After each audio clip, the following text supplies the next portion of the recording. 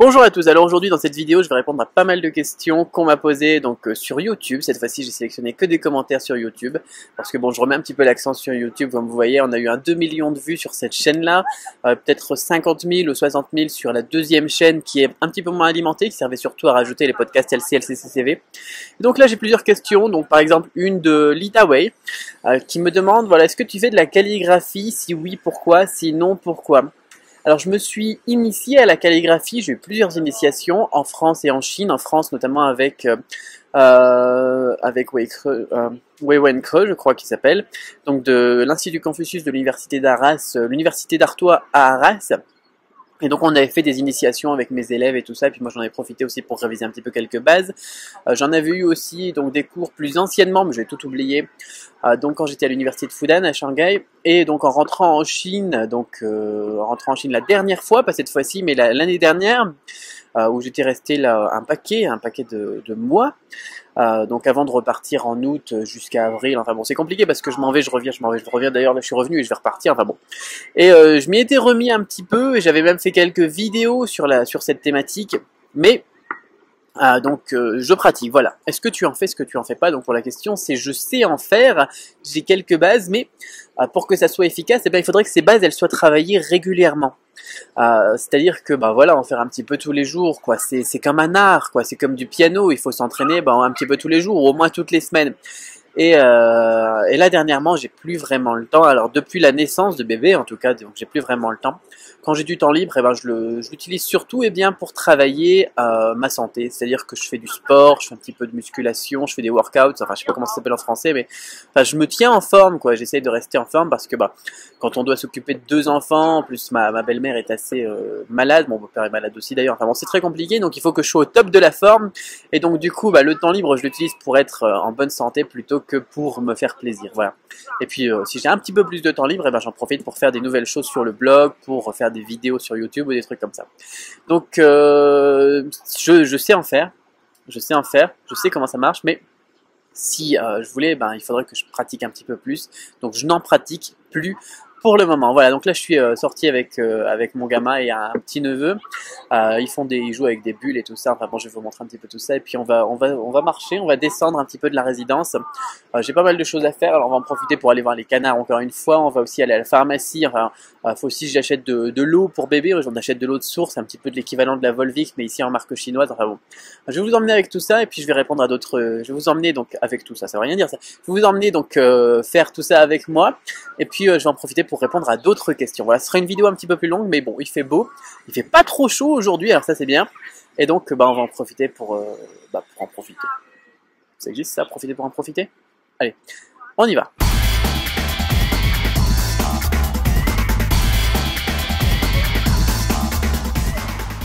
Alors me voici arrivé donc du côté des canards. D'ailleurs il y en a un paquet qui arrive là-bas, vous pouvez les voir arriver tranquillement. Un truc de fou, au total il va y en avoir peut-être une trentaine. Bon, donc avec ceux qui sont ici aussi, hein, mais bon. Voilà, donc pendant qu'on leur balance du pain et tout ça, je vais continuer moi les questions. Alors je vais essayer de maîtriser tout ça, c'est pas très facile. Hop. Donc question, alors d'abord une petite question rapide posée par Scary de Silius. Cédric, bonjour, moi les pinceaux quand je les utilise ils ne reprennent pas leur forme, c'est-à-dire qu'ils restent plats mais pas en pointe. Peux-tu m'expliquer s'il te plaît alors? Ça veut dire, c'est une question qui a été posée sur un truc de calligraphie chinoise. Les pinceaux, effectivement, ils changent de forme à partir du moment où ils sont humidifiés. Et il faut les reformer, on va dire, avec l'eau que vous utilisez, avec l'encre que vous utilisez. Donc c'est tout à fait normal. Et ce qui est important, c'est d'avant de les laisser sécher, une fois que vous avez terminé de les utiliser, eh bien, de les refaire prendre leur forme et puis de les laisser sécher donc avec leur forme initiale. Voilà, on passe à la question suivante.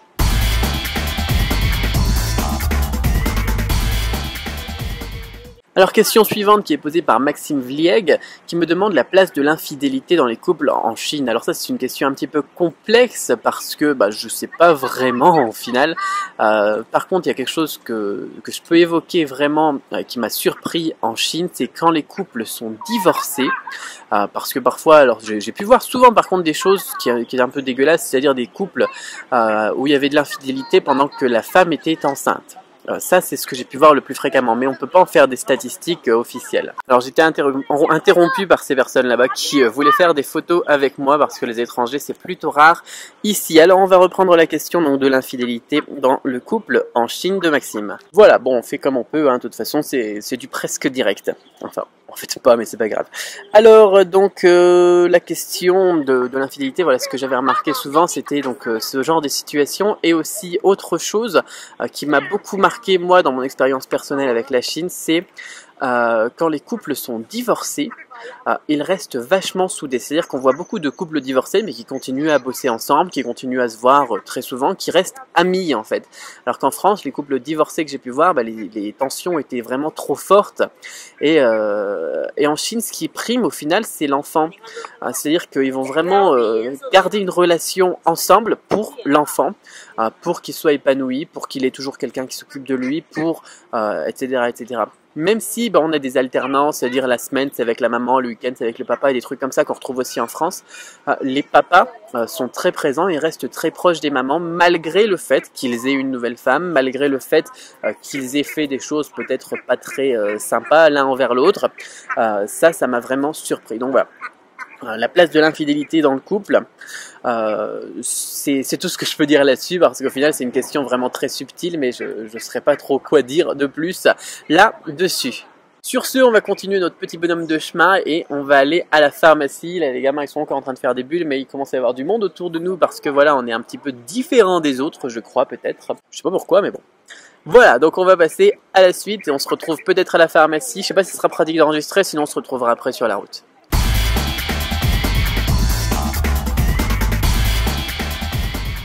Et voilà, alors je me suis arrêté dans un autre coin de la résidence. Là, c'est à l'intérieur d'un espace sécurisé parce que tout est sécurisé avec des clés, on a des badges électromagnétiques ou je sais pas quoi là pour ouvrir les portes et tout ça.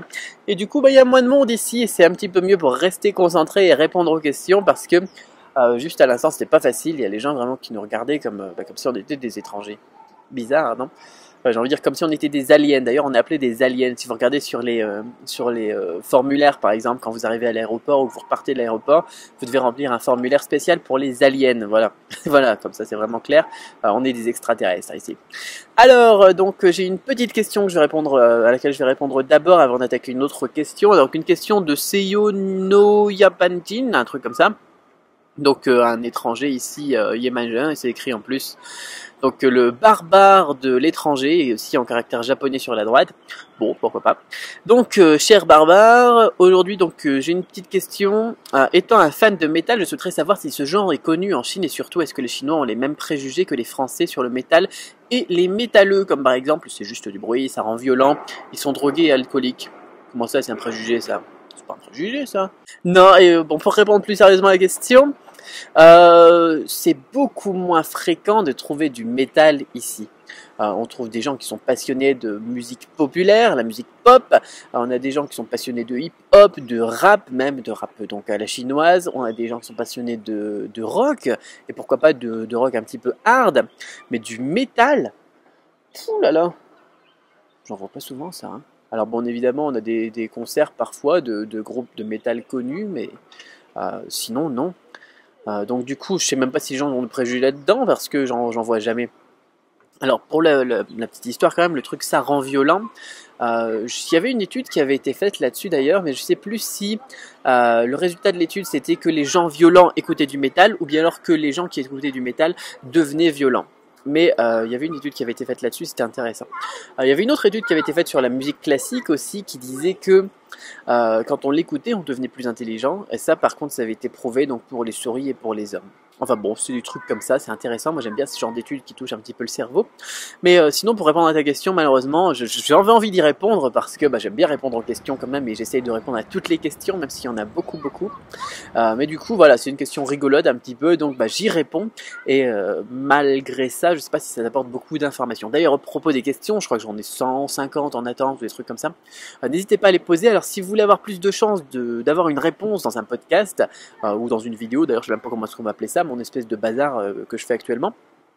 eh bien, poser des questions qui peuvent toucher beaucoup de gens, poser des questions rigolotes, poser des questions un petit peu spéciales, voilà, comme ça, moi quand je les sélectionne, elles me sautent aux yeux et puis elles me donnent envie d'y répondre, donc n'hésitez pas, quand vous posez des questions, à rendre ça un petit peu plus, voilà, sympa, ou bien alors un petit peu plus intéressant pour tout le monde, voilà, parce qu'il y a parfois des gens qui me posent des questions qui sont pas marrantes, voilà, qui me bottent pas et du coup je traîne un petit peu pour y répondre, alors j'y répondrai un jour ou l'autre, mais c'est vrai que ça prend un petit peu de temps. Ensuite, si vous avez posé des questions intéressantes et que j'y ai pas répondu, ça veut pas dire qu'elle était nulle, c'est tout simplement que j'y ai pas encore répondu. Alors ensuite, j'avais une autre question d'Elodie qui me posait une question donc sur converser avec les Chinois. J'ai fait des vidéos sur converser avec les Chinois, j'ai fait une formation aussi sur converser avec les Chinois. Vous pouvez les trouver les formations sur cedricbeau.com dans l'onglet toutes les formations. Et donc elle me disait voilà, si on pose des questions, alors je vais bien prendre le papier parce que j'ai imprimé les questions YouTube que vous pouvez voir d'ailleurs maintenant qui s'affichent quand je les mets et tout ça. Donc voilà, Elodie qui me dit si on pose des questions comme pourquoi est-ce que vous êtes ici, est-ce que vous avez des enfants, ce genre de choses, est-ce qu'ils vont pas avoir l'impression qu'on s'introduit dans leur vie privée, parce que moi je n'ose jamais poser des questions même à des Français que je connais déjà comme quel est ton métier et tout ça parce que je ne m'intéresse pas à l'autre. C'est pas que je ne m'intéresse pas à l'autre, pardon, mais j'ai l'impression d'entrer dans sa vie privée. Alors, il faut savoir ici que les Chinois, quand on est chez eux, quand on est en Chine, ils se gênent pas du tout. D'ailleurs, on a vu le cas tout à l'heure, ils viennent nous voir, est-ce que je peux prendre une photo avec vous, qu'est-ce que vous faites ici, vous avez combien d'enfants, quel âge vous avez, combien vous gagnez, qu'est-ce que vous faites comme travail, etc. Donc c'est pas du tout... on a des tabous en France, on a beaucoup de tabous d'ailleurs en France, il y a beaucoup de choses desquelles on parle pas, en Chine on n'en a pas beaucoup.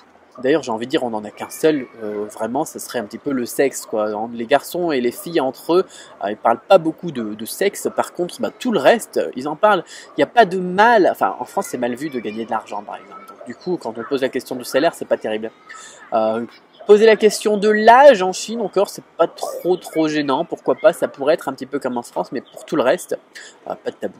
Donc n'hésite pas surtout à poser ce genre de questions et même plus à des Chinois qu'à des Français, parce qu'effectivement quand on pose des questions à des Français, ils vont dire mais qu'est-ce que tu fais, c'est un interrogatoire, c'est un entretien d'embauche ou quoi, enfin les Français sont comme ça, tandis qu'un Chinois il va répondre et puis tout simplement, et puis d'ailleurs si les Chinois ils veulent pas répondre, ça se sent, ils vont tout simplement éviter un petit peu la question, tourner un petit peu le truc à la chinoise, vraiment très stratégique, mais c'est très clair quoi. Donc là dans ce cas là il faut pas insister, mais au moins c'est clair. Par contre un Français, voilà, vous voulez poser une question indiscrète, il va tout de suite se monter sur ses grands chevaux et dire voilà, on n'a pas élevé les vaches ensemble, ou les mouches, j'en sais plus c'est quoi l'expression. Enfin bon voilà, pour répondre à cette question Elodie, donc n'hésite surtout pas à poser ce genre de questions avec des Chinois. Alors il y a un problème, je vous explique, avec les étendues d'eau comme ça, c'est que c'est toujours plein de moustiques. Alors là, comme je dois aller à la pharmacie chercher des trucs, je vais en profiter pour acheter une dizaine de bouteilles de fond iotine. Fond iotine, j'en ai déjà parlé aussi dans une autre vidéo, parce que là, je suis en train de me faire bouffer, mais c'est un truc de malade. D'ailleurs, j'en profite pour répondre à une autre question. Ah bah non, je répondrai à une autre question donc de Quentin, je crois, ou je sais plus. Faut que je retourne ma feuille, là, je suis un petit peu coincé parce que voilà, j'utilise un espèce de trépied, c'est même pas un trépied, c'est un monopied. Et du coup, je peux pas bouger mes mains parce que j'ai le micro dans le truc, il faudra que je retrouve mon micro-cravate ou que j'en achète un autre. Enfin, voilà, je répondrai à la dernière question juste après. Là, on va à la pharmacie. J'espère que le temps se couvre en plus. Puis on se mettra, je sais pas, devant la boutique. Là, je dois acheter de l'eau, comme je le disais. Ils ont des tables et tout ça. On pourra se boire un truc et puis on se boire un truc ensemble et répondre à la dernière petite question. Donc, de je sais plus qui. Allez, à tout de suite.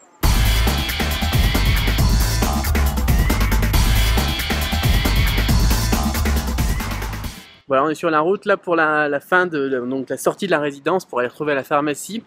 Et je voulais vous montrer un petit peu ici aussi parce que c'est vraiment un petit coin sympa. C'est une des premières sections de la résidence qui a été construite. Et les immeubles sont pas trop hauts. Et c'est plutôt joli, c'est un style plutôt italien. On a pas mal de gens qui viennent faire des photos de mariage ici. C'est aussi quelque chose dont on pourrait parler, les photos de mariage. On a un autre petit point d'eau devant.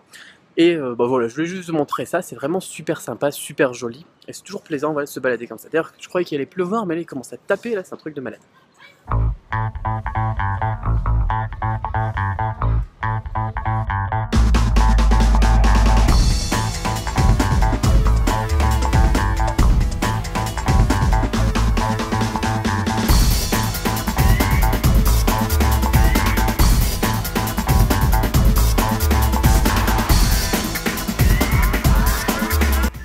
我想要一些那个风油精，水仙牌的。几张水要放？还要干嘛呀？我要试喝这个。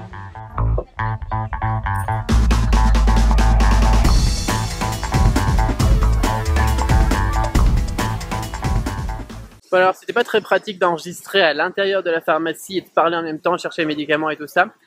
Comme vous l'avez peut-être vu, j'ai pris une dizaine de bouteilles de fond Yoting qui coûtent environ 3 yuan la bouteille. Ce qui fait à peu près peut-être 35 centimes d'euros parce que c'est génial contre les boutons de moustiques, c'est aussi génial pour prévenir des moustiques.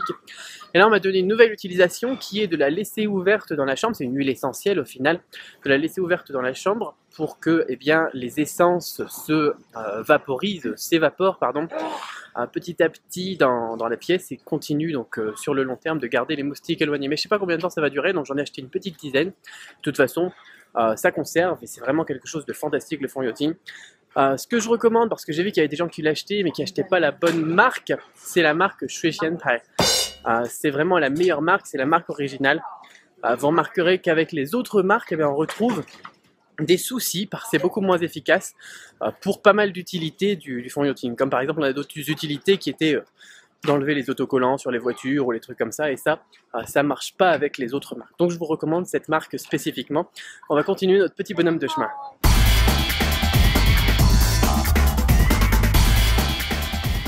Alors voilà pour la dernière petite question. Il a commencé à pleuvoir ici, on est arrivé en courant, on est devant la boutique là. J'ai pu acheter mon eau et c'est bon, mais bon. J'ai donc une question, alors c'était pas une question super importante d'ailleurs, c'était déjà envie de changer de méthode de média parce que justement voilà, je suis passé sur des nouveaux styles de podcast plus personnels, soit où je fais des blagues, voilà, où c'est un petit peu genre sketch ou je sais pas comment ça s'appelle d'ailleurs, soit où je vous emmène avec moi comme aujourd'hui. C'est pas vraiment que j'avais envie de changer de média, c'est tout simplement que j'avais envie de prendre plus de plaisir à les faire. Donc on est toujours dans de la vidéo bien évidemment, on est toujours dans la réponse aux questions comme les podcasts, mais l'idée voilà, c'est de partager un petit peu plus avec vous parce que bon, vous me donnez tellement au quotidien avec vos encouragements et tous les mails que je reçois de personnes qui ont réussi avec la méthode Cramp et tout ça que j'avais envie voilà, de faire un petit peu comme on a fait avec le stage aussi en début de mois, enfin en début de mois dernier d'ailleurs, en début juillet. Où les gens voilà, ils venaient à la maison, on mangeait ensemble et c'était vraiment super sympa, on faisait tout ensemble comme là on a fait et voilà, ça change un petit peu et puis c'est vraiment super comme expérience humaine tout simplement. Alors voilà donc pour aujourd'hui, il commence à pleuvoir un truc de malade, il faut encore que je rentre, je pense que je vais passer par le parking souterrain, on a un parking souterrain tout en dessous de la résidence, ça c'est génial, on n'aura pas beaucoup de route à faire sous la pluie, de toute façon on est déjà trempé, mais bon. Voilà, si vous avez des questions, alors ça je vous l'ai pas redit, mais si vous avez des questions, vous voulez les poser, on en a parlé aujourd'hui, allez sur cedricbeau.com/question. Voilà, cedricbeau.com/question, ça vous redirigera automatiquement vers le formulaire le plus adapté pour poser une question. Et je vous répondrai dans un prochain épisode. N'oubliez pas de vous abonner à la chaîne parce qu'à chaque fois, voilà, je vais sortir des nouvelles vidéos, répondre à des autres questions et vous montrer des trucs de plus en plus extraordinaires de mon quotidien, enfin mon quotidien ordinaire, mais qui peut être extraordinaire pour certains. Et n'oubliez pas de mettre un petit pouce bleu en dessous de la vidéo parce que ça fait toujours plaisir. Voilà. Allez, je vous dis à très vite pour une autre vidéo, peut-être demain, tiens, peut-être demain. Allez, à très vite. Et dernièrement,